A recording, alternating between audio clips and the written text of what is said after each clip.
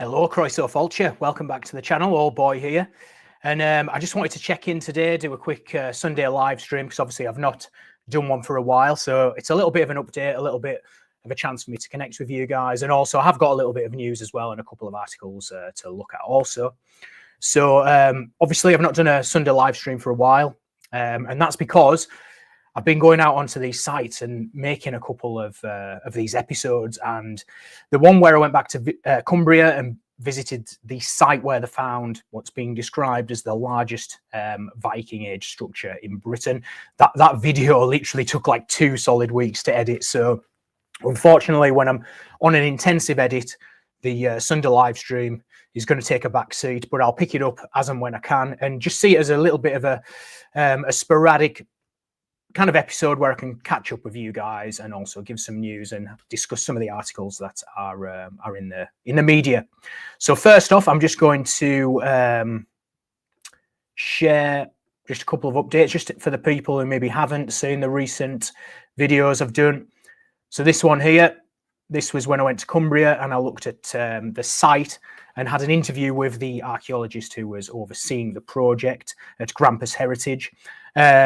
The site where they found the largest Viking Age structure in Britain.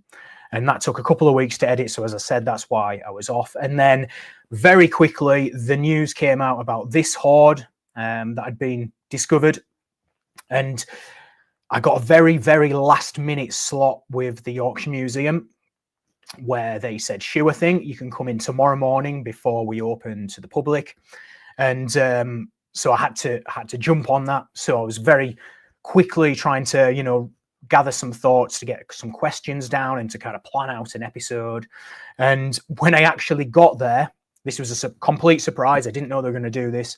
They actually took me downstairs, backstage as it were, to look at some of the pieces that actually weren't on display. And I actually got to hold one piece, which was completely just unexpected, out of the blue. And it was a chariot attachment, connecting the straps that go from the horses to the chariot. And I actually got to hold it. And that's like a dream come true for me, really, because I've been fascinated with the Brigantes for years.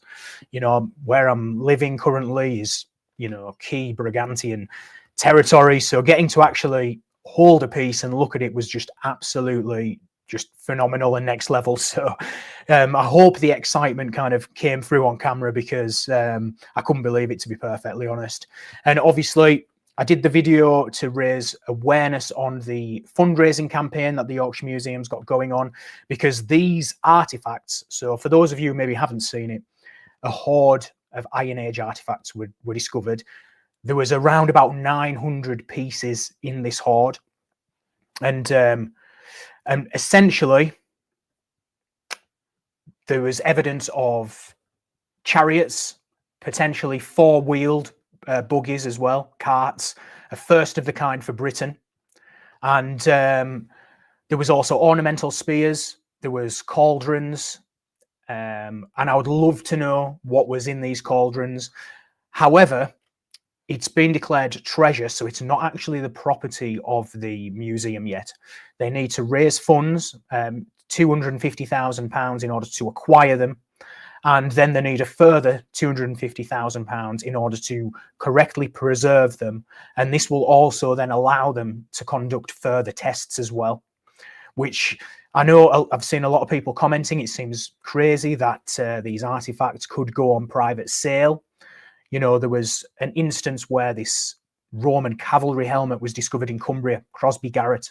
If you want to Google it, it's called the Crosby Garrett helmet. And it actually looks a bit Mithraic to me.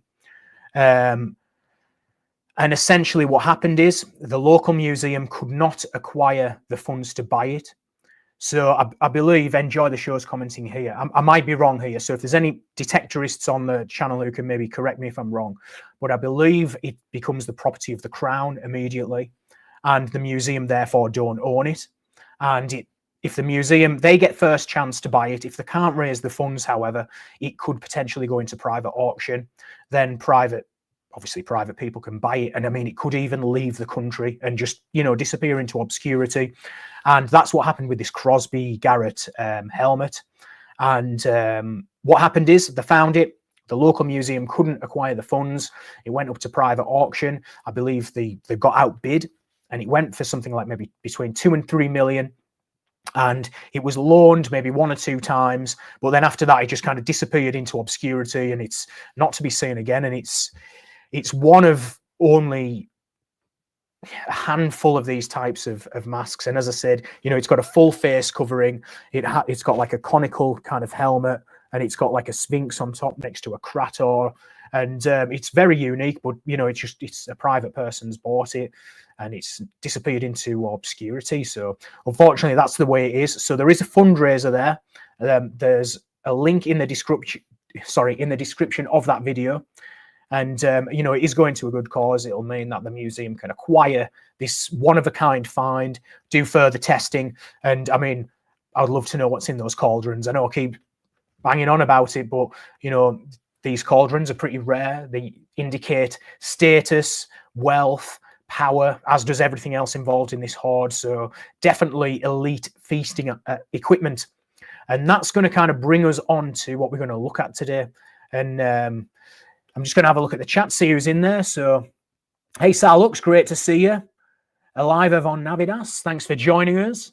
Enjoy the show. Thank you very much for joining us here. And hey, Jennifer, great to see you. I'm pleased you can make it this evening. And Patrick, great to see you too. Thanks for tuning in. So, what I wanted to discuss, I've done videos on this before on the Castro culture. I've done videos on them in the Iberian Peninsula, and they're a Celtic culture, and they kind of filled a vacuum in the wake of the Bronze Age Atlantic trade network. And I've looked at this Atlantic trade network before, and essentially you find elite feasting items such as cauldrons, such as you know, spits, such as ornamental weaponry. And there are scholars such as John C. Cock and Barry Cunliffe who have discussed the Celtic from the West theory, which is they propose, and we'll look at it further, but they propose that actually Celtic culture kind of evolved on what they call the Atlantic facade, so the coastal regions of the Atlantic. So that's going to be the Iberian Peninsula, Brittany, and then you know, parts of Britain as well. And they talk about the Atlantic Bronze Age trade network, which is generally thought to have been a trade network that connects the Mediterranean and potentially as far north as Scandinavia and the Baltics, where they would be getting amber and things like that. Obviously, we have mention in the Greek sources of the Cassiterides, or the Tin Isles, which many people have often said may be the Scilly Isles, which are off the coast of Cornwall, off the southwest coast, possibly St. Michael's Mont as well, which is another kind of coastal island. So essentially, when the tide comes in, it's an island, but when the tide goes out, there's a causeway that can kind of link you. You can drive or walk over there. And what we're going to look at today, actually, is this article. So this has recently just been published on the 27th of March, so just Thursday this week. And it essentially talks about Britain's connection with the world's least known ancient civilization. And the premise of this piece is there's been studies conducted, joint studies conducted by universities in different parts of the world, and they've essentially found a ship that was sunk that was carrying Cornish tin, and they think it was heading towards the eastern Mediterranean. Now, normally the Greek sources, they say that the tin comes from the Cassiterides, as I just mentioned, and they are often proposed to be in this, you know, western kind of frontier beyond the Pillars of Hercules and whatnot. And this seems to be evidence to point at it going the other way. And certainly Cornish tin seemed to be quite sought after, because even the Nebra sky disk, which I spoke about a few episodes ago, a few live streams back, that was also found to contain Cornish tin. So it did do the rounds. Now, finds in Scandinavia, these are later finds that I'm talking about now, they have found beads that were coated with a kind of material that matched Turkey. So, you know, Anatolia, the Western Anatolia, that Eastern Mediterranean coast. Obviously, there's amber, which is long thought to have come from the Scandinavian regions too. So it's very interesting now that we're getting an article coming out about this, finding out about this shipwreck. So let's dive into that. Let's have a look what this article has got to say. And I want you just to take a note of these structures here. So the image says, the ruins of a prehistoric skyscraper. New research is revealing how Cornish tin appears to have boosted a long-lost Bronze Age Mediterranean civilization. The aerial photo shows that civilization's remarkable Nuragic complex at Barumini in Sardinia. Okay, so let's get into the article. Let's see what it's got to say. And I'll zoom in a bit so we don't have to stare at those awful advertisements. New archaeological research is revealing that more than 1,000 years before Britain became part of the Roman Empire, it was part of an extraordinary Mediterranean-based trading network. Investigations being carried out by archaeologists from 5 European countries suggest that around 3,300 years ago, the Western Mediterranean island of Sardinia started to become a powerful trading centre, eventually linking Britain, Scandinavia, Spain, and Portugal in the west to what are now Turkey, Syria, Israel, Cyprus, and Crete in the east.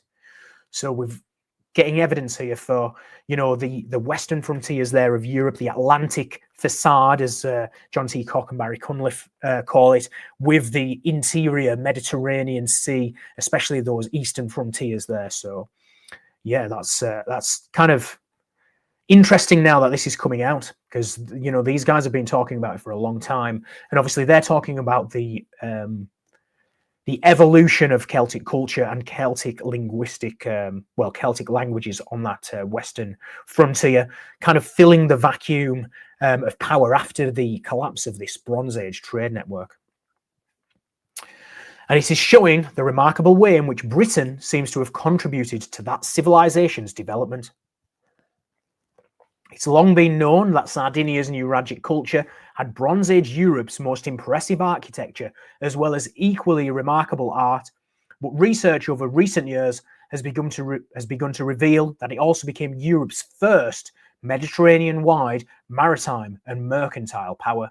Yeah, because obviously you have groups like the Phoenicians, the Greeks are also performing their kind of colonization and trade networks as well. You know, we've looked at them settling Massalia and things like that a few episodes back.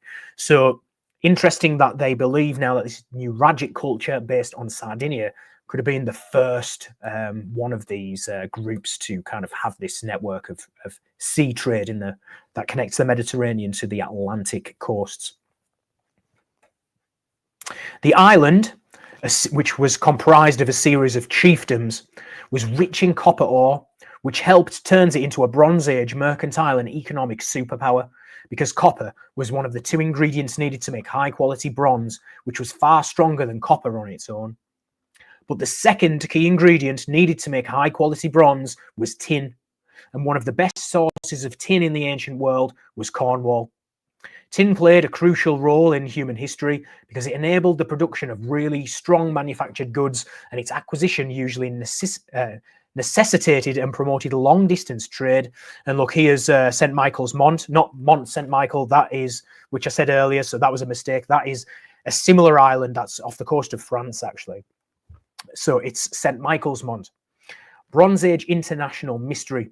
Some evidence suggests that St. Michael's Mont in Cornwall may have been a key part in the trade route linking northwestern Europe and the Mediterranean over 3,000 years ago. And as I said, this is one of these islands that when the tide goes out, you can walk between the island and the mainland, and when the tide rises, it's obviously cut off and isolated from the mainland. And there's quite a few islands like that around the UK, actually. Recent scientific research has revealed that Cornish tin was being delivered probably by Sardinian or Sardinian-connected merchants to what is now Israel and Turkey.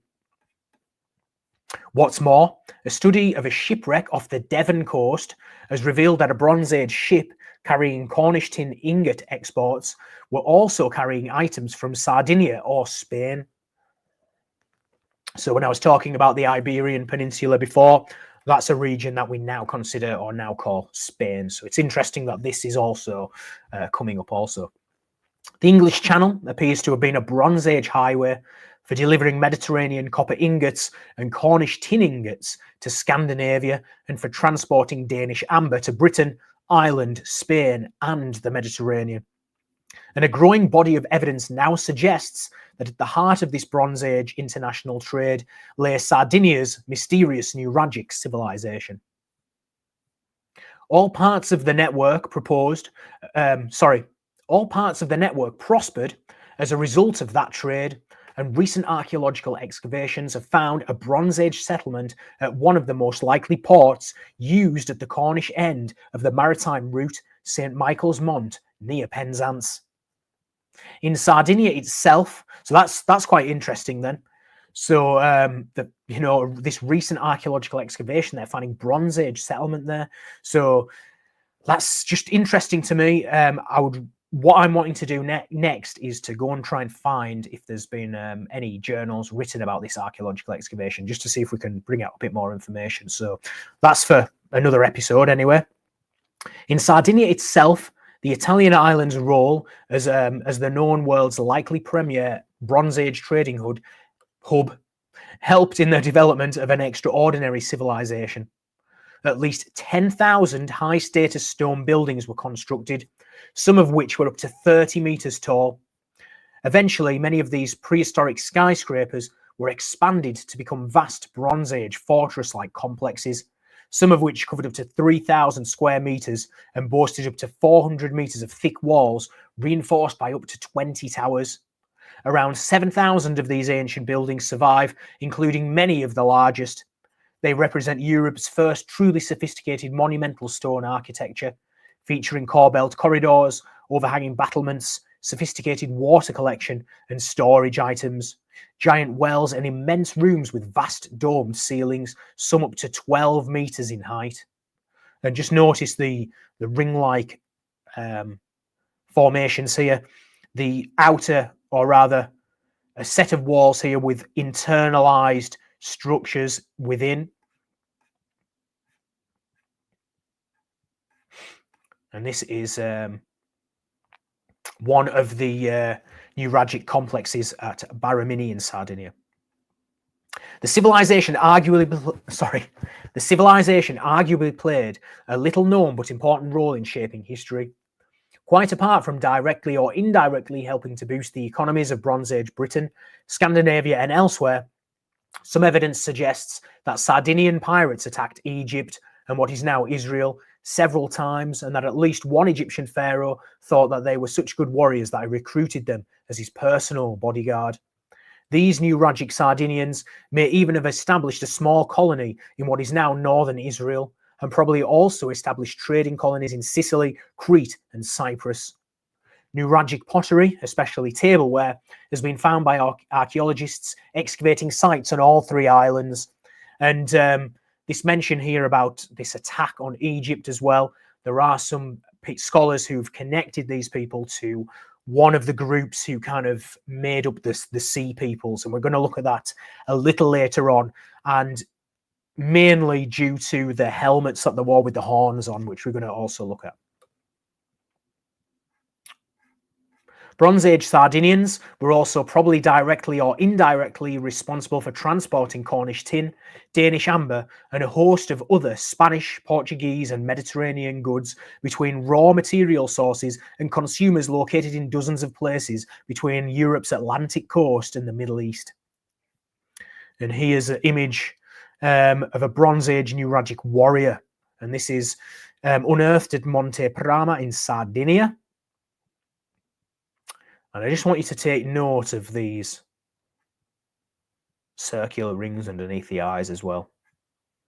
What isn't yet known is whether Sardinian merchants ever traded directly with Britain or Scandinavia, or whether the Atlantic sea routes between Europe and Portugal were navigated by Cornish, French, or Iberian mariners. So an intermediary group maybe fulfilling the courier role, shall we say, of facilitating these goods between the two extremes. Or maybe it was a chain, it could have been a chain Certain groups take them to Iberia. Iberians take them up to Gaul or whatever, because you had the Veneti or the Veneti tribe who were in the region around about Karnak, and they were certainly facilitating tin trade across to Britain, or from Britain across to the mainland, continental Europe, and then where it would even go overland in some instances. So it could have perhaps been a chain, not necessarily one group doing a whole length. I mean, that's the experts will be able to tell us more, but I'm just trying to think logically here. And indeed, some of the commodities may also have been transported from the English Channel region to the Mediterranean via the French river system. And when we look at Barry Cunliffe's paper on this Atlantic Bronze Age trade network, and even the emerging Castro culture later on, they did utilize these larger rivers, much like the Greeks did earlier as well, you know, with utilizing the Ister later on also. And the new research suggests that Sardinia itself acted as the major trading hub with British, Scandinavian and Iberian raw materials and products including tin, copper and amber being shipped to Sardinia for transshipment to points further east like Crete, Cyprus, Syria, Lebanon and Israel. In the other direction, Sardinian and perhaps other ships are now thought to have carried Middle Eastern glass beads, Egyptian faience, Cypriot copper ingots, precious gemstones and other products to customers in the West.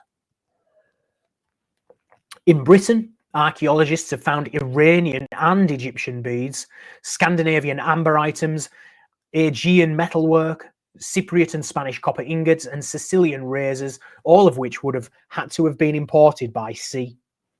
The amber items would have come direct from Denmark, but at least some of the Middle Eastern and Mediterranean trade goods are likely to have been shipped to Britain via Sardinian trading hubs and several subsidiary hubs in Portugal or southwestern Spain, potentially including Huelva, around 100 miles northwest of Gibraltar.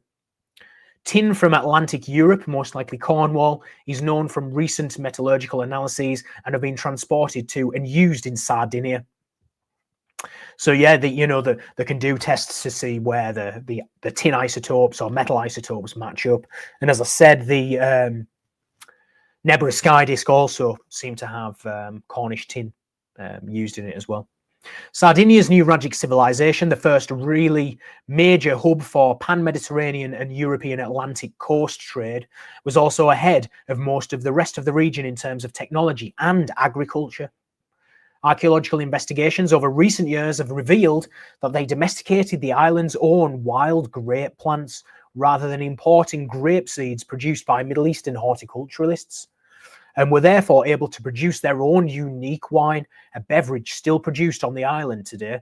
Wow, I didn't actually know that, I had no idea that they had their own cultivated wild grape plants. So that's very interesting, especially when you see how important that wine culture is in Greece. The practice of the symposium, for example, how wine is connected to the religious aspect as well, Dionysus being the god of wine, and seeing the wine as having that kind of spiritual quality that on ingesting it you can become entheos, or full of the god. So yeah, fascinating. I didn't even know that. So they've obviously gone to the lengths to do it, which just shows how important how important wine and grapes were to these cultures to go to the effort of doing that. Nuragic or pre-Nuragic Sardinians also invented their own form of cheese making, manufactured in the stomachs of freshly slaughtered young goats and utilizing the animal's enzymes to ferment it. And that prehistoric originating types of cheese is still produced on the island today. The only place in Europe where such an early cheese-making tradition still survives. And when I've looked as well, these Nuragic groups, they seem to have bell beaker genetics, much like some of the graves that are uncovered, Bronze Age graves that are uncovered in Britain. They're bell beaker culture largely. What's more, archaeobotanical analyses carried out at a Sardinian university, Cagliari, has now revealed that Sardinia was also the first place in the Western Mediterranean to start using another important food resource, melons, which prior to the Nuragic civilization had been a purely Eastern Mediterranean culinary product. And look, here's one of the carvings of the Sea People, a long-lost civilization's far-flung geopolitical impacts. Some evidence suggests that Bronze Age Sardinian horned warriors were recruited by the Egyptian pharaoh Ramesses II as his personal guard, as illustrated in this relief in the Great Temple of Abu Simbel in Egypt. And I just want you to take note that some of these have got horns as well. We're going to look at that a little bit later on. Bronze Age Sardinians' cosmopolitan wine drinking, exotic fruit eating, culinary culture was matched by religious traditions that they had probably also acquired during their wide-ranging mercantile and other travels. Iconographic and other evidence suggests that, like ancient Crete, they appeared to have had a man-bull cult, potentially similar to the Cretan cult symbolized by the famous myth of the Minotaur. And obviously, even in Mycenaean era reconstructions of armor and stuff, you see that quite often some of those had bull horns as well. The Nuragic obsession with seafaring is reflected in the final phase of their art, for they are the ancient Bronze Age civilization which produced by far the largest number of bronze and ceramic sculptures of ships.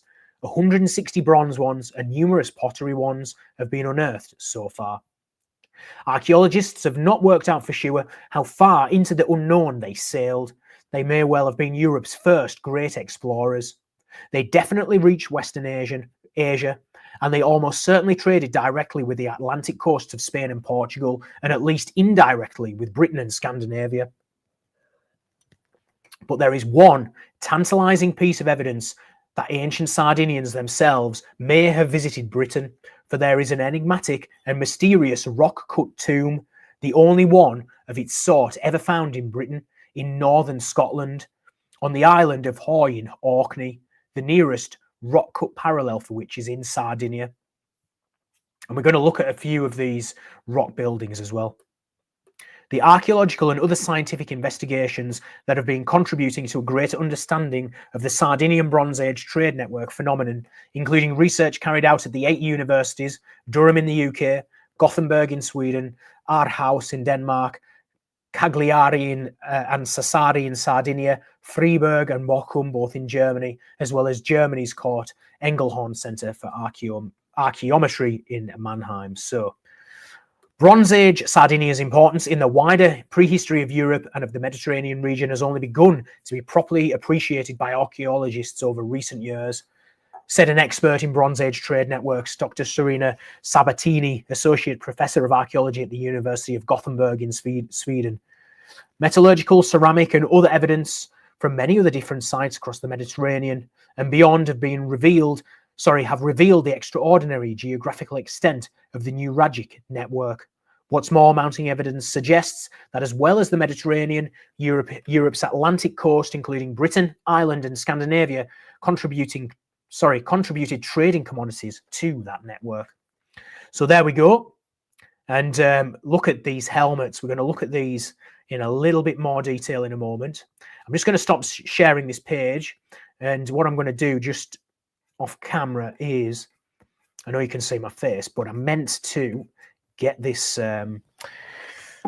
this building, this tomb that they were talking about, because I forgot to get it up. So let me just get that. So it's a rock cut tomb, Hoy in Orkney, because I've got some other ones, but not this one actually. So just one second.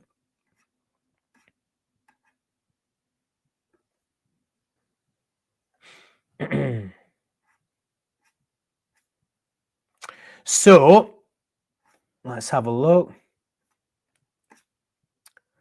I'm not sure if it's this one, so I'm not going to put it up for now. Well, maybe do that on another episode, because I found one, but I'm not sure if it's the right one. I don't want to just start jumping in unprepared. I'm on the spectrum. I need to prepare everything within an inch of its life and then just follow it one through the other. So I'm not going to do that because I know it's going to throw me off kilter. Now, I'm just going to show a general overview of the Wikipedia just on this Nuragic civilization, because I just want to show you just some of the buildings here as well. So let me just show that. Share screen. Nuragic civilization. So look, I just want to show you some of these buildings here. So look how they're like a cluster of nuclei or nucleus. It's like a nucleus with nuclei inside of it. That's what I'm trying to say. One big formation with lots of rings inside it. And people have commented on some of the similarities. So this is what they're called, Nuragic. So look, here's some of the structures here. And some of them even have inside the wall's quite thick, and some of them even have staircases inside the walls as well. And the reason why I'm showing you this is because some of them are actually quite similar to some buildings, the brocks that you find on Scotland. So I just want to show you a few of these. And then I'm just going to show you some of the brocks here.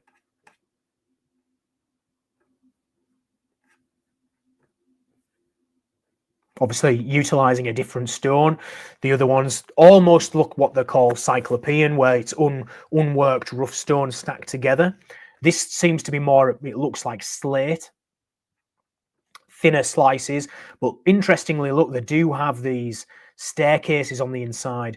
And, you know, people have commented, I've seen other people discuss these and how kind of similar they are. However, they're universally accepted to come from different time periods. So these are dated to a later period. So they believe that they're in the later period, so from between 700 to maybe 500 BC. There's no evidence for them being much earlier than that. So let's have a look. I'm just going to try and find some of the exact dates here, but look, I just wanted to show them. So these are on the Shetland Isles, so coastal regions. Here's another one. So whereas the Nuragic, a Bronze Age, these are later, the end of the Bronze Age, going into the Iron Age, these ones. But look, this is where they're kind of based. So you've got them on the coastal regions here. And quite a few people have commented on the similarity of them before. And even Grampus Heritage, who I spoke about earlier, who I spoke to when I went on to the archaeological dig, they've actually sent students over last year to analyze these and just to record similarities in the structure. They're not saying they're built by the same people or anything at all, but they're sending them over there just to analyze the similarities between some of the structures here. Now, the main thing I want to get onto, so now obviously they're saying, look, there is a connection here between the Nuragic culture and Britain, maybe not directly at this stage, but certainly indirectly. However, there's some interesting finds actually in Scandinavia, which are a lot. It certainly looks like it's evidence of this trade network, is what I'm trying to say. So this is a Nuragic warrior here. So I'm just going to zoom in. I just want you to take note of the forward curving horns here, and just this overall general art style, slender limbs, you know, and these oversized kind of these large eyes, and even the style of these shields here. Because I'm just going to double check. Yep, you can see it on screen there. Because these are some items that were found in the Bronze Age Scandinavia. These are two items that were found, and they've got very, very similar helmets. Let's just flash back to this other one quickly. Let's zoom in on that helmet. And then let's go back to the other one here. And I'm going to show you the actual artifact in a moment. So this is just from a historical website here. So I'll leave a link in the description below, and it just says, what were these helmets used for? And this is from the prehistoric period, the Bronze Age, and they're called the Viksø helmets. And look, it says here, we can get an idea of how these helmets were used by looking at figures and depictions of helmet-clad men, such as these here. And it basically says 2 small male figures of bronze were found in the 18th century at Grevensvange near Nijstved. The men wear helmets with curved horns like those at Viksø. Only one of the figures is preserved today, but all drawings of the finds show the 2 men originally knelt down beside each other and had large ornamental axes, an axe in one hand. And there's going to be depictions of boats coming up here as well. So the same motif of kneeling men wearing helmets and carrying axes is depicted on a razor from Vestrup in South Zealand. The men are sitting in a boat here. Ships, helmets, and ornamental axes were all used in connection with religious activities in the later Bronze Age. The combination of men with helmets and axes is also found on Swedish rock carvings. So you may have seen these rock carvings. They're usually red images because they've been painted in red so you can see them better. The warriors on the rock carvings from Sotetorp at Tanum in the Bohuslän area are helmets clad and carrying axes. And sorry, apologies if I've mispronounced any of those words there. Please do feel free to correct me in the comments. A third person is jumping acrobatically over a boat. Ritual acts or dances were apparently carried out in honor of the sun, which was the central element of Bronze Age religion. And a lot of these images on the rock carvings, they actually have priapismos. So they actually have the ichthyphallus. So yes, I'll let you figure that one out, but you might be able to see part of it here. Now let's have a look at some of these, some more of these images here. So these are the helmets that they're actually talking about, the Viksø helmets. So let's zoom in on these. So look at these. And let's just jump back to this image here.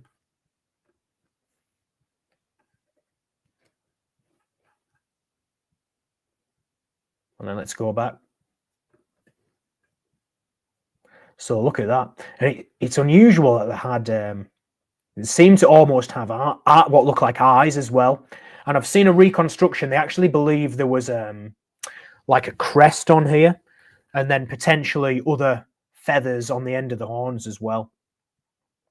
So let's just get off that if I can. Oh yeah, I've zoomed in, that's why. So look, here's the back of the helmet. So look, you can see here where they believe there was a crest. And they also believe there was plumes coming out the top of the helmet, the top of the horns as well. So there's a couple of close-ups there, front and back. Now let's have a look just to get a bit of information about these. They were found in Denmark. A pair of Bronze Age ceremonial horned helmets. In 1942, a workman was digging in a peat bog. So this is quite a common thing for these items to be deposited in bogs or even lakes or rivers, places that are wet. They're often thought the reason is because there's a link to the underworld there. So let's have a look. Thought to be a waste, the find was set aside. On later inspection, though, it was found to be a decorated bronze object with an associated wooden plate with a groove, which appeared to have been a stand for a helmet. Analysis of remains determined that the wooden tray was of ash and that there may have been a feather trim to the helmet. The first technical report on the helmets was published by Norling Christensen in 1946. It is thought that the Bronze Moss was a lake in the Bronze Age, and it had obviously dried and turned into a peat bog, and an extension of the modern Lågedså water body, making the helmets a likely bog votive offering. And this is kind of what I was just alluding to earlier. Radiocarbon dating sets the wooden trays associated with the helmets to an earlier date than the helmets. Additionally, shards of broken pots were found above the helmets, but may have not been an associated deposit. So look, the results showed here that the latest possible date of deposition was the late Nordic Bronze Age between 857 and 907 BC. So that is the latest possible date which there could have been deposited. So that's the late Bronze Age. So certainly could be part of this Bronze Age trade network. 2 helmets were found, almost identical in design. The primary material was a high tin bronze with small amounts of lead, arsenic, antimony, and nickel, and traces of silver. Stylistically, the hemispherical main part resembles the plain textile hats of the period, as well as Urnfield metal helmets. The hemisphere was made from two hammered pieces, joined rivets in a seam running back to front across the top, with a heavy joining rim or crest across the top. Either end of the crest ended in a down-pointing hook, possibly intended to recall the beak of a raptor, so like a hawk. Ornamentation, including bosses across the surface of various sizes, including two large eye-position bosses together with eyebrows. A row of bosses along the lower rim each terminate in an S shape. And basically they say the helmet, fittings between horns and crest held birds' feathers, and it has been suggested that the crest was originally adorned with hair. The helmet has a human appearance coupled with selective zoomorphic elements, so elements that make it, look as though the person was part animal or the helmet was made to look like an animal. Overall, the design takes cues from both Urnfield and Nordic cultures, though some elements, such as the bull's horns, are found elsewhere, such as Iberia and Sardinia. And horned helms are also being seen in contemporary descriptions of the sea peoples in the Mediterranean and the Near East. Van Kilde states the helmet is thought to have been made in Scandinavia using European bronze-working techniques, though others suggest the helmet was imported from Italy. The shape of the horn suggests the Italian long-hauled cattle, a subtype of the species Bos primigenius, or the auroch. So very quickly, I'm just going to finish this off. We're going to look at something else related to this. Twin helmets were found in some interpretations of Bronze Age beliefs. In some interpretations of Bronze Age beliefs, the sun can be represented by twin gods. Other interpretations place a significance as the helmets being representation of weapons or war, and some relations to the Proto-Indo-European religion myth of the divine twins. So, Castor and Pollux, for example, or Hengist and Horsa. Alternatively, the helmets have been interpreted as an heirloom or possibly conferring some status or importance when worn. So much like the boar tusk helm worn in the the Odyssey, I believe, or the Iliad? I can't remember off the top of my head. Please do let me know in the comments below. Ritualistic use, either giving powers from or connection to the animal or godly world, has also been suggested. And look, similar artifacts, figures of twins with horns from a similar period and region are known. These include bronze figurines wearing horned helmets found at Gravensvenge, and horned twins of a horse's yoke found in Fogdap. Related horned imagery has also been found on razors and rock carvings from a similar period. So there we go. And now I just want to show you the Gravensvenge figurines. So these are the other ones. So this is the drawing that I showed you earlier, as you can see here. And this is what they look like. And I just want you to notice, look at the circular eyes, because when we jump back to this image here,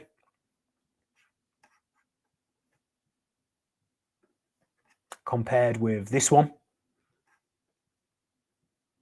and the helmets, again, compared to this one.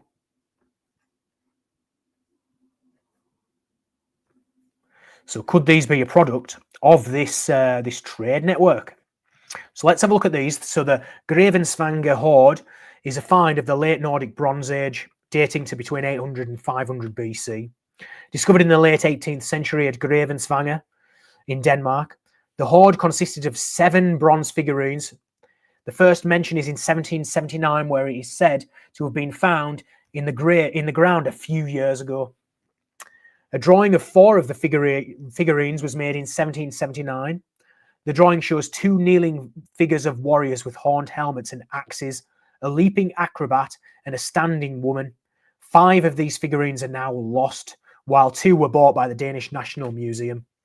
Based on comparison with petroglyphs, it is assumed that the 2 figurines were originally part of an ensemble arranged in a ship. Both the twins motif and the cultic significance of the horned helmets seem to have persisted into early Germanic culture. The kneeling warrior figures may have been interpreted as the Ashvins type divine twins of early Indo-European religions, sons of the sky god, known by the name of Alcestis Tacitus. So there we go. So I mean, they certainly look very similar, and you're wondering if I mean, in the collapse of this Bronze Age trade network, you know, were these remnants that were still, you know, being traded? It's hard to say, really. So that's going to bring us on to this article here. So this was done in, says here, between 2021 and 2021. Anthropomorphized warlike beings with horned helmets, Bronze Age Scandinavia, Sardinia, and Iberia compared. Look, anthropomorphized warlike beings with horned helmets. So let's have a look. And I'll leave a link to this in the description box below. I don't want to get too deep into this. I'm just going to try and keep it generic so people can follow along without, you know, getting bogged down in the nitty gritty. I know there's people out there that like that, but, you know, I appreciate your time, and I know I don't want to take up too much of it. But here's the abstract here. Horned helmet imagery continues to raise questions about what is local and what is global in Bronze Age Europe.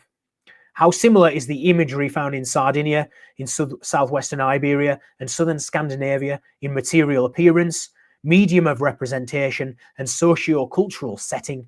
Does it occur at the same point in time? Does it spring from or transmit a shared idea? Analysis reveals intriguing patterns of similarity and differences between the three zones of horned helmet imagery, 1000 to 750 BC. And then it says here, the results point to actors and processes at the local level, whilst also pinpointing interconnections.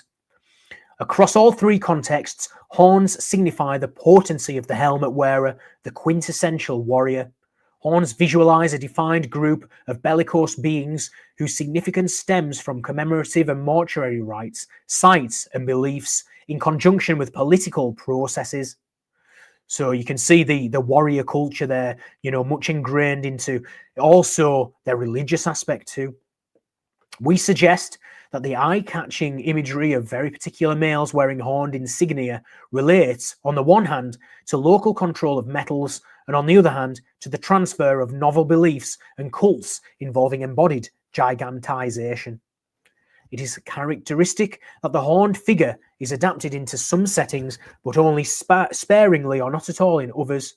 The imagery has a complex history with Levantine roots in the LBA Mediterranean. The Scandinavian addendum to the network coincides with the metal-led Phoenician expansion after consolidation in the west from 1000 BC. A Mediterranean Atlantic sea route is suggested independent of the otherwise flourishing transalpine trading route.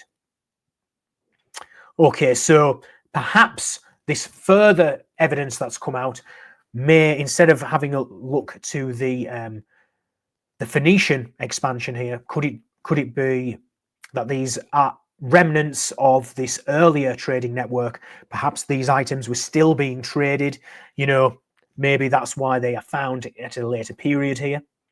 But we're going to have a look at some of these items. So look, the three geographical zones with horned helmet representations analysed in this article: Sardinia, southwestern Iberia, and southern Scandinavia. So I'm just going to zoom in so you can see them here. So these are the main areas. So look, you've got Cyprus on the eastern Mediterranean coast there, Sardinia, more centrally located. Then you have Iberia here to the east.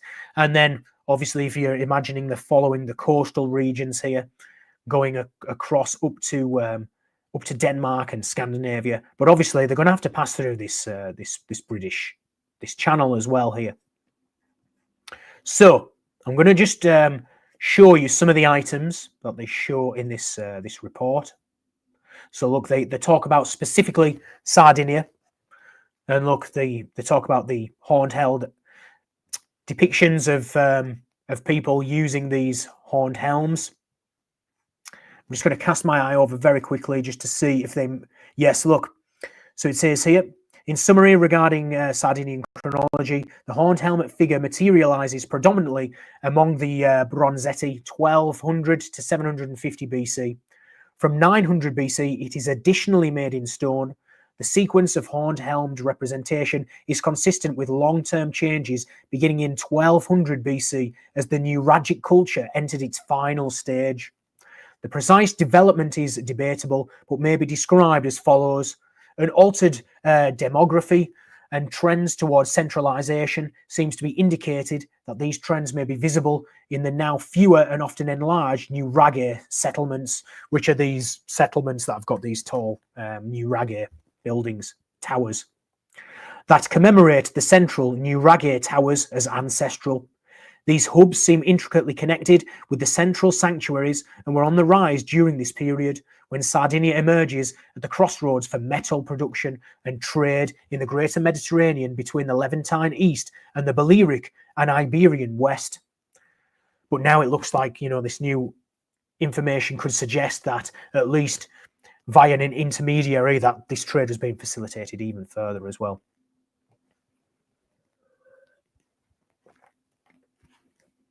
And look, it says here, at the end of the 9th century, Sardinia saw the first Phoenician entrepots. I'm not sure what that means, but I'm assuming it means the beginning of the expansion of the Phoenicians there. So look, then we also have Iberia, and this is exactly the region where the Celtic Castro region kind of evolves out of. They kind of fill the power vacuum left behind by the Bronze Age trade network. So I just want to show out that they've got different what am I trying to say?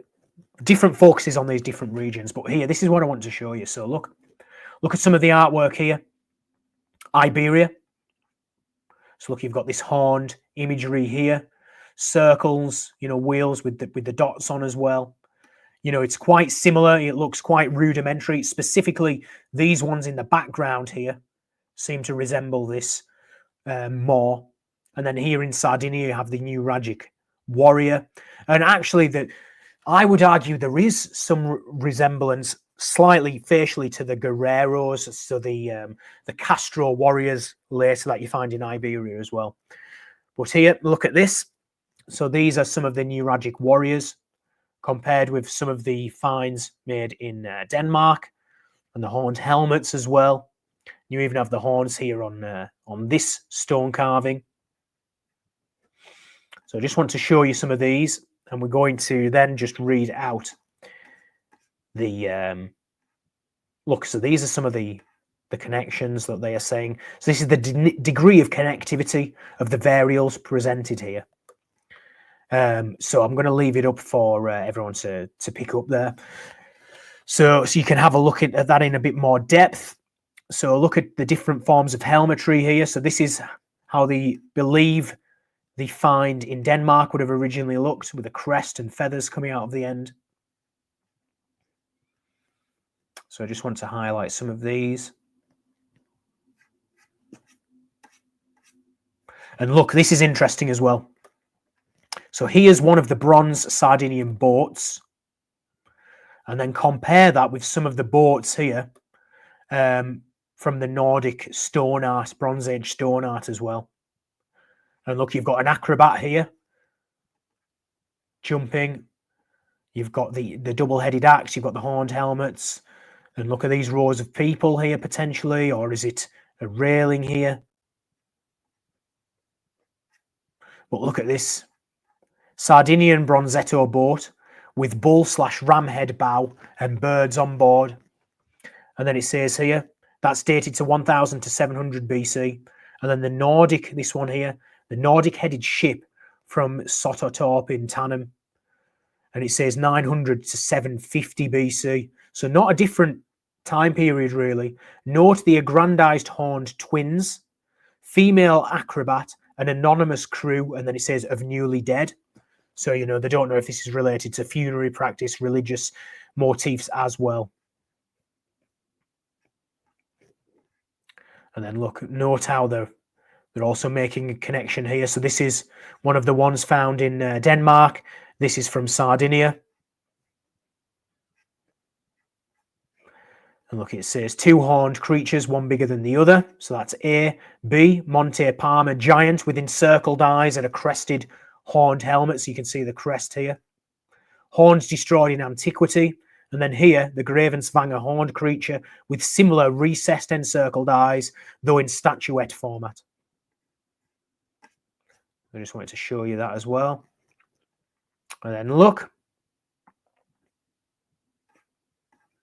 Just want to show you some more of the Scandinavian. So look, this one is from Sardinia versus these ones here from Scandinavia.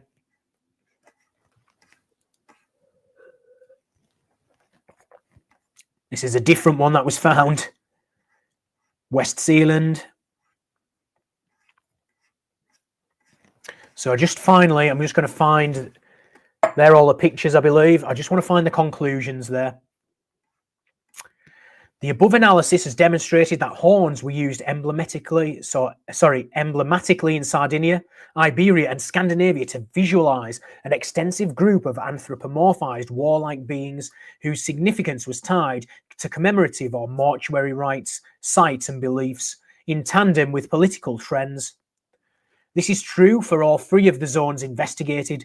Each case portrays a localized version of a narrative intended for collecting sharing about an archetypal community, including human-like beings, their animal helpers, vehicles, and gear relating to war as well as peace. The imagery of very particular warriors wearing horned insignia relates on the one hand to the transfer of novel beliefs involving embodied gigantization, and on the other hand, to local control of metals that were still in high demand. The 3 zones stand out as metal-rich, either through natural resources or through trading. Otherworldly products can be strategically designed as support for an ongoing political process aiming to legitimize and consolidate power and to unite rather than to separate. They can be a statement of deep anchorage in situations where it was convenient to draw on the past to legitimize a changing present. Okay, I'm just going to skip ahead a little bit. The horned figure was appropriated very selectively, together with its narrated values of exclusivity, gigantization, and community. I'm tripping over my words here. The pasts of the 3 zones gave hints of receptiveness to such a novel package in conjunction with local traditions. The correspondence in horned helmet imagery and the transfer between 3 separate zones with a distinct Western Klein refute one-sided expansions that privilege local processes of random cultural flows. Similarities have been shown to occur on several levels, from minuscule details to the content of ideas that coincide with political religious processes. The analysis has revealed a distinct core of similarity and thus connectedness despite long distances of transportation. Given the particular geographical spread, the most plausible link between the 3 zones is directional movements through a western maritime route. So here we go, they're pointing to the same maritime route here, this western facade, which later seems to have, in Barry Cunliffe and John T. Cox's opinion, facilitated Celtic culture later, in a later period. I just want to stress that. I'm not saying it's related or the same groups, but I'm just saying there seems to have been a power vacuum in the collapse of the Bronze Age that then was revitalized and seemed to be in part to have been filled by the Celtic Castro culture and this Atlantic facade, which they then say is where Celtic culture and language kind of grew from. And this is in direct opposition to the Hellstatt theory. So, but I'm just saying here, look, they're talking to this Western maritime route. So it seems to have been used from the earliest times here. Association with metal trading post 1200 to 1100 BC is consistent with recent research. The Scandinavian addendum to this network from 1000 to 900 BC coincides with the metal-led Phoenician expansion and consolidation in the West. The Phoenician the Phoenician capacity for sea travel and trading should be kept in mind, although, of course, other actors, such as Scandinavians and Sardinians, could have contributed. a Mediterranean Atlantic sea route emerges. The otherwise flourishing transalpine trade route seems to have been inactive in disseminating the image of the horned warrior hero. In this connection, it is significant that large quantities of Baltic amber reached Sardinia and were transported along the western sea route, the transalpine route, or both. Overall, our findings tally with recent reviews of the Bronze Age as a globalization-like assemblage of multiple communities glued together by a desire for and dependence on coveted metals. So there you go. So hopefully now, this recent article is kind of looking towards this Nuragic group, who could have been the first people that have facilitated this trade. So I'm just going to stop sharing. So I hope you've all enjoyed that. I thought that was a very interesting article. I know these horned helmets are very enigmatic. There's been a few recent, I think it's Dan Davis. He's done a video on the horned helmets. That's really good as well. I'd watch that if anyone hasn't seen it already. He talks about the priapus, the erections, the phalluses, and you know, I mean, that's an image that you do see in the Mediterranean as well. You know, the ithyphallic images, you know, the warding off of the evil eye and such, even deities such as Priapus and things like that, and also the association that they have with the bulls too. So I thought that was very interesting. It also kind of goes on this, is it then, what I'm trying to say, is there different iterations of this culture as time goes on? Because the Celtic culture later on seemed to be involved in this trade and travel too. And I did just want to actually, there was just one more article. Let me just share it. There's some images here. And this is from one of Barry Cunliffe's documents on the Atlantic Bronze Age Trade Network. And I just want to show you very quickly before I sign off this one here, because there's some interesting maps here. Now, can I rotate it? Can I rotate it? Yes, I can. And the reason why I'm doing that is because the maps, frustratingly, are the other way around. There we go. See if I can't. Oh, here, let me zoom in. Let me zoom in for you all. So here's what he calls major routes of entry. See these hatched areas? These are areas of shallower water that were more easily, they were able to navigate these more easily. These are methods of ingress into the mainland using the major river routes. So look, that would facilitate easier passage between, you know, England, what's modern day England and Ireland. You've got this narrowing here. And, you know, this, as you've seen in some of the other videos, you know, the Vikings were using this area later on as well, probably because it's easy to navigate. You've got the Isle of Man as like a waypoint if you go in between the two as well. Obviously, the Channel, you've got these islands which are coastal, as I mentioned earlier, right on the end of Cornwall here. You've got the Scilly Isles, which may be in the Cassiterides. You've got ingress into the mainland using these major rivers here. And then look, an ingress going into the Mediterranean. So these are some of the proposed routes here as well. Now, what's interesting here, notice this route here going across. Now, here you've got A Coruña. I've done quite a few videos on this. This is where the Galicians were inhabited. In Roman times, these people here, and this region was known as Brigantia, and they were known as Brigantes. And in the Irish mythology, the Book of the Taking of Ireland, it mentions that they settled here before going to Ireland. And you also have Breogan, who is the ruler of these people who settled here, also known as Brigus in some of the texts. And what's interesting is you have Waterford in Ireland as well, just on the southern coast here.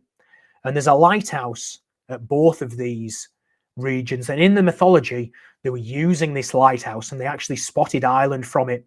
And they navigated across to Ireland, according to the mythology, which would have interestingly taken them very close to the Scilly Isles. So there's some interesting stuff going on there with the history as well. And if you want to check that out, check out my Irish Studies playlist, which I've done, which kind of looks at this from the Irish perspective of the Irish mythology. And look, these are different cultural zones. So see how he's regioning off these areas that have their own unique kind of culture. So you're separated from mainland cultures.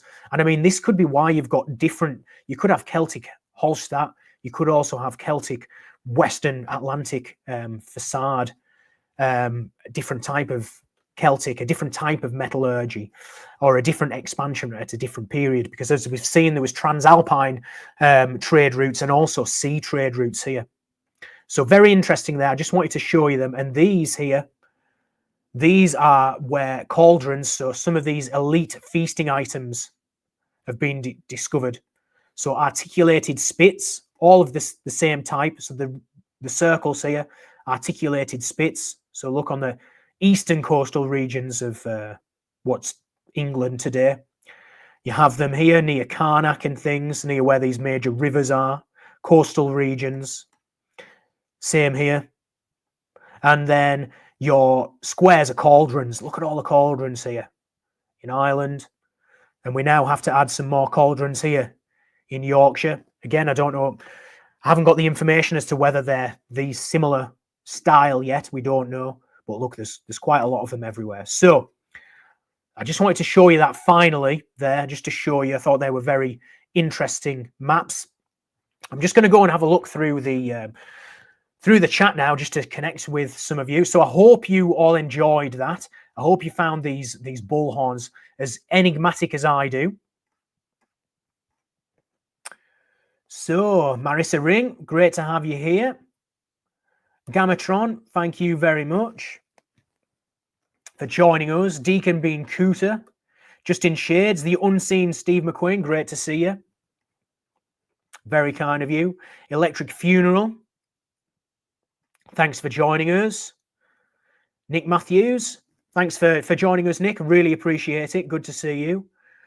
Marasmius Goldcrow, have you seen the Burning Purple? No, but I've been to, and I should actually mention this. So I did go to the bathhouse where they found the Tyrian Purple in Carlisle in Cumbria. And by the time I contacted them, because I wanted to go back again, they'd actually finished their season. And they're trying to raise funds to get on site again. So they're in the process of fundraising, but I'm going to go back next time if all is well and good and they are able to get back on site. I'll be there. I'll be filming some more behind the scenes if possible. I'll be helping out. Next time, they're also on the site of the largest Viking Age structure site that they found, because they're going to be back on there. I'm also going to go there as well. So just so you know.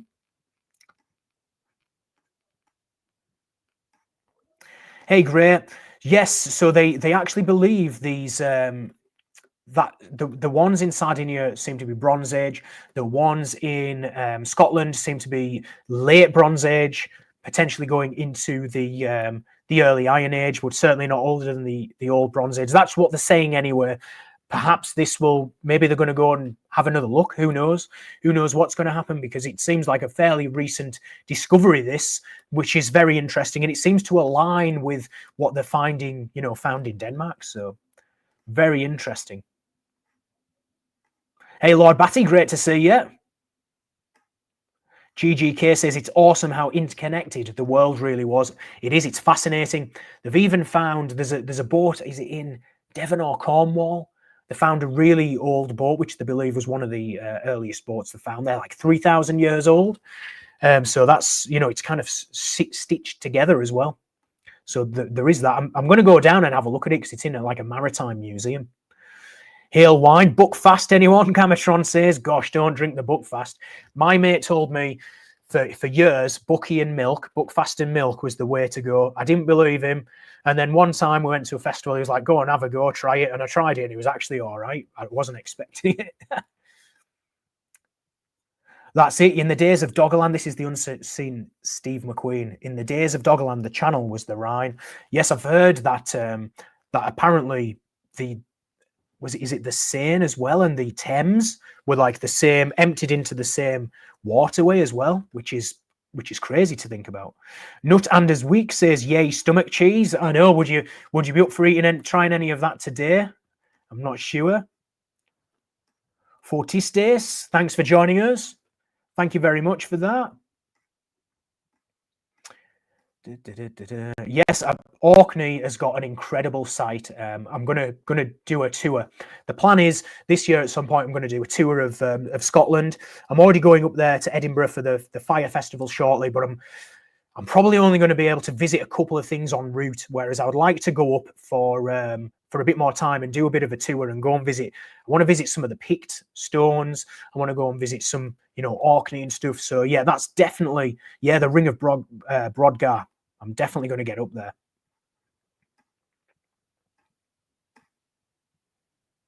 Archaeolinguistic Adventures with Nolan says those are tusks coming out of that helmet. Hey, they might be. I'm not an expert, so I'm not sure, but that's an interesting idea. I wonder if there's anything written on that in any of the papers there. But yeah, it's certainly something to consider. Hello from Philadelphia. Hey, Ashley Paradox, that's great to hear. That there's people tuning in from that far away. Thank you for joining us. So let's have a look. Ashley Paradox says, would there have been percussive metal coins or thin chains or ornamental woven fabrics placed between these horns during ritual or ceremony? I'm not entirely certain, but they did say there was evidence of them being on a kind of stand, a wooden stand that was made of ash. So perhaps, they were stored ceremonially or stored and worn for ceremonial purposes rather than, battle as such. So yes, so that's an interesting thought to consider as well. Rock and Roller, great to see you. Gray, have you seen those giant conical Celtic gold top hats? Yes, I've seen these really, really huge golden hats. They're really fascinating as well. And they seem to have, I've read somewhere, don't quote me on this, this is just off the top of my head, that they could have been encoding solar and lunar movements on the hats as well, which is, it makes you think of where the wizard's hat idea comes from. So Grace says the Navajo have a similar twin myth. Very, very interesting. I didn't know that. I would love to know more about that. Ashley Paradox says Remus and Romulus, yeah, divine twins as well, I suppose there, yes. So let's have a look. Just going to scroll through. Muttley, great to see you. Thanks for tuning in. There's a lot of comments on here today, so sorry it's taken a while to get through them. Manford Russ, thank you very much. He says, have a tenner, man. Cheers for the great content. Thank you so much for the super thanks there. Really appreciate it. And, without you guys supporting the channel, it wouldn't be able to continue. So thank you so much. I really enjoy connecting with you guys. And when someone makes a donation like that, it just makes me think, wow, I'm so pleased that, you think the content is worth it. So thank you so much there, Manford Russ. I really appreciate it, mate. Thank you very, very much. Look up the Minoan poppy goddess, Muttley says. Yes, I think I have seen a few images of that as well. And the poppy seems to be depicted on quite a lot of rock art as well, even in Mesopotamia. So obviously there's a connection there to gods having connections to drugs. I'm actually working on an episode about that now because obviously Apollo, the henbane's known as Herba Apollinaris or Apollo's herb. There's scholars out there that think Belenos is also connected to henbane. The cup of Bes that was found in Egypt with this, communal cup. There's also what's called the herb of Bes in the Greek magical papyri and some other documents. So I'm very interested in this kind of topic. So yeah, I'm definitely going to do an episode on that at some point. So I will be looking up the Minoan poppy goddess. Thank you, Muttley. Faces in the Stone. Great to see you here. I wonder if the Vikings really wear horns. Those folk in Denmark wear horns. I know in the Americas we do not. So I believe in the Viking period, the notion of the Vikings wearing the horned helmets is actually is a myth.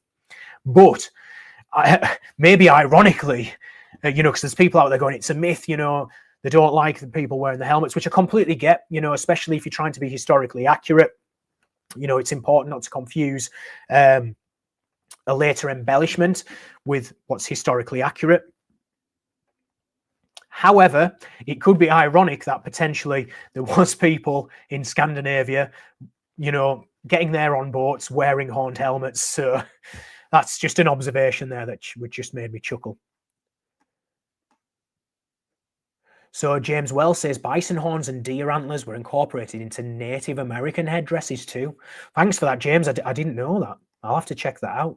You know, I must confess I'm very ignorant to the history of the Americas and their indigenous cultures and stuff. So it's something that I'm interested in, and I like it when people give me little nuggets. It just makes me want to go on a YouTube rabbit hole and just consume as many videos as I can. Valerie Pointer, great to see you. Thanks for joining us tonight. Yes, maybe they used the horns in battle, but not worn them. Maybe just my thoughts. So they could have just been used in battle. That is something that we must consider. Thank you very much for sharing your thoughts there, Valerie. Ah, right. So James Wells has a comment here about the Scots and Irish when they go across there to the Americas. I didn't know that. That's very interesting.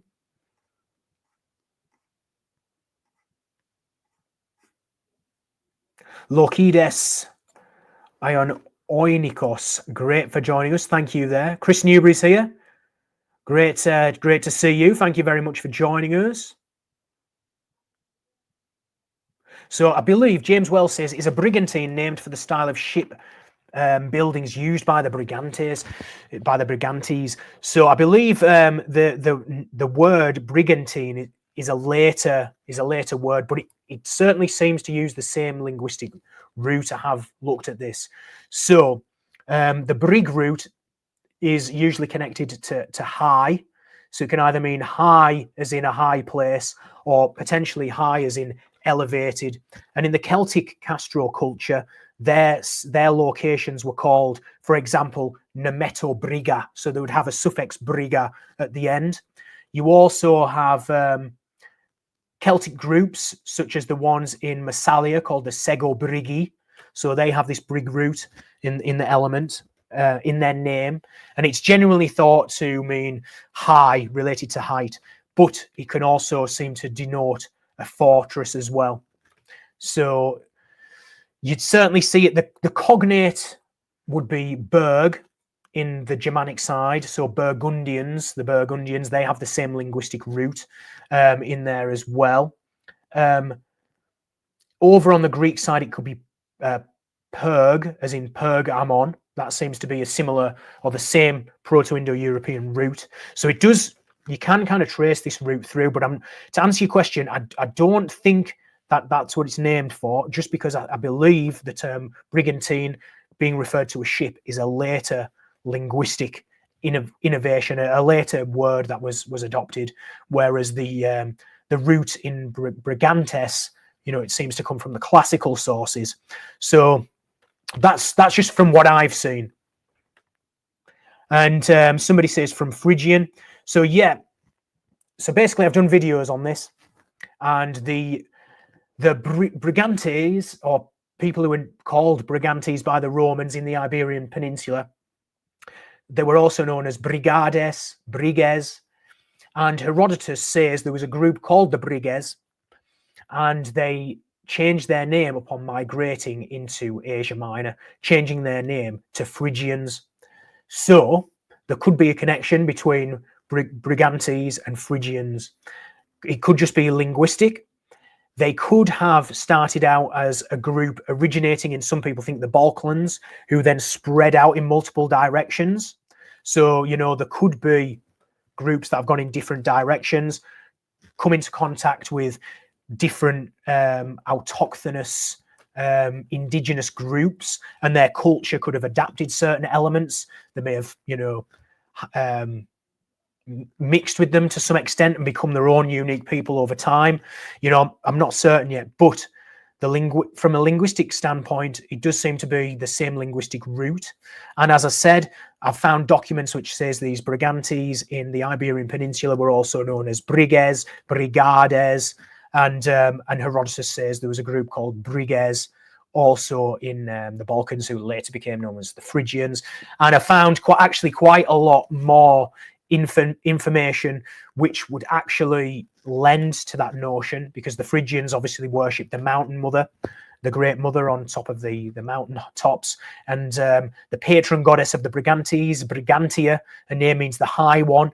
Scholars have debated whether it means high in, you know, elevation or status.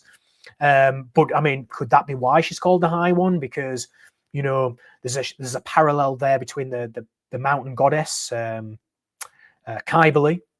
So I'm in the process of actually writing a book. I'm trying to write a book and a journal at the same time, using the same information, because I found quite a lot more evidence, which I will go into in the future once I've cracked on with writing this this journal. So there we go. So I'm just having another look through here.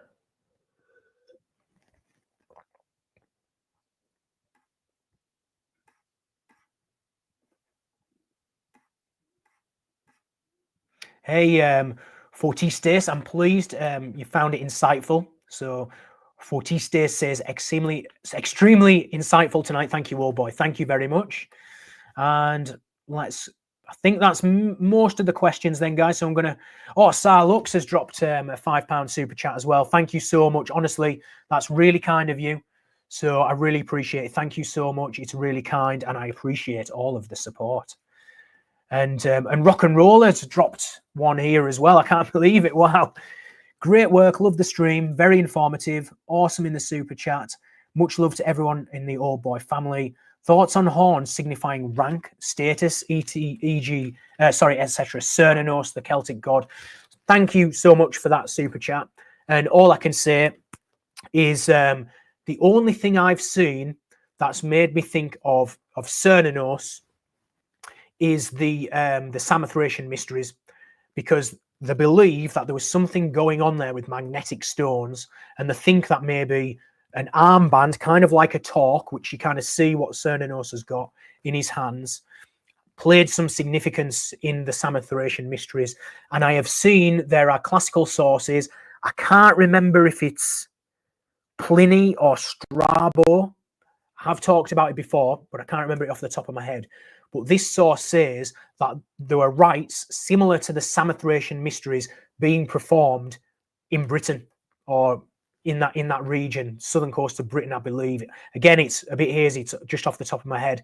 So that really made me think, because as well, some of these cauldrons which have been found, so for example, the Gundestrup cauldron, when they've analysed it, they believe that it uses metallurgy techniques similar to Thrace as well.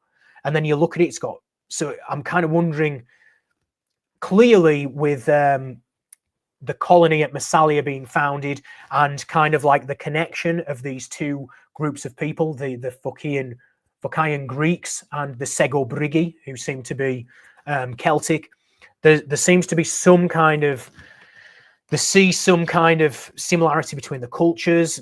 Is that why they adopted each other, connected with each other? So what I'm trying to say is, the sources there that say similar rites are performed. There seem to be similar rituals when we've looked at the ritual performance of Maeve and the kingship wedding with the hieros gamos, the sacred wedding marriage. And so there seems to be some affinity. Of course, all Proto-Indo-European groups seem to have similar things. But what I'm trying to say here, just getting back to your point, could it potentially have denoted status? I mean, in my opinion, I think so. I mean, you certainly look in the Homeric texts about the boar tusk helmet, how that may have been an heirloom that's been passed down. You also see these horned helmets.